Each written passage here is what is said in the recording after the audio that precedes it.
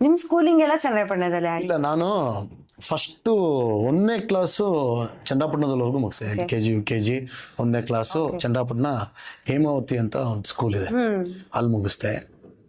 ನಮ್ಮ ತಂದೆ ನನ್ನನ್ನು ನಮ್ಮ ಅಣ್ಣನು ಊಟಿ ಬೋರ್ಡಿಂಗ್ ಸ್ಕೂಲಿಗೆ ಹಾಕಿದ್ರು.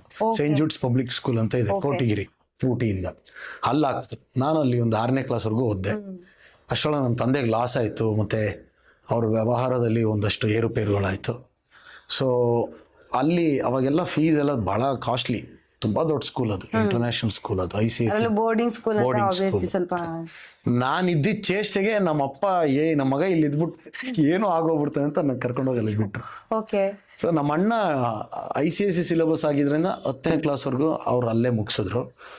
ಅಂದರೆ ಆ ಸಂಸ್ಥೆ, ಆ ಸ್ಕೂಲು 1-2 ವರ್ಷ ನಮ್ಮ ಅಣ್ಣನ ಓದಿಸ್ತು, 1 ವರ್ಷ 2 ವರ್ಷ ಓದಿಸ್ತು. ಸಮಸ್ಯೆ ಬೇಡ, ಈ ಟೈಮಲ್ಲಿ ಕರ್ಕೊಂಡು ಹೋದ್ರೆ ಅವ್ನ ಭವಿಷ್ಯ ಹಾಳಾಗೋಗುತ್ತೆ ಅಂತ ನಮ್ಮ ಅಣ್ಣನ ಓದಿಸಿದ್ರು. ನನ್ನನ್ನು 6ನೇ ಕ್ಲಾಸಿಗೆ ಅಲ್ಲಿಂದ ಬಿಡಿಸು ಕರ್ಕೊಬಂದರು. ಶಾಲಿನಿ ಅಂತ ಒಂದು ಪ್ರೈವೇಟ್ ಒಂದು ಸ್ಕೂಲ್ ಇತ್ತು, ಅಲ್ಲಿಗೆ ಹಾಕಿದ್ರು. ಅಲ್ಲಿಂದ ನಾಗಶ್ರೀ ಅಂತ ಒಂದು ಸ್ಕೂಲು, ಅಲ್ಲಿಗೆ ಹಾಕಿದ್ರು. ಆಮೇಲೆ ಚಿಂಚಿಂಗಿರಿ. ಅಯ್ಯೋ, ಯಾವ ಇಂಗ್ಲೀಷು ಮೇಡಮ್, ಅದೇ ಎಂಥದ್ದು ಹಾಕ್ಬಿಟ್ಟು ನಮಗೆ.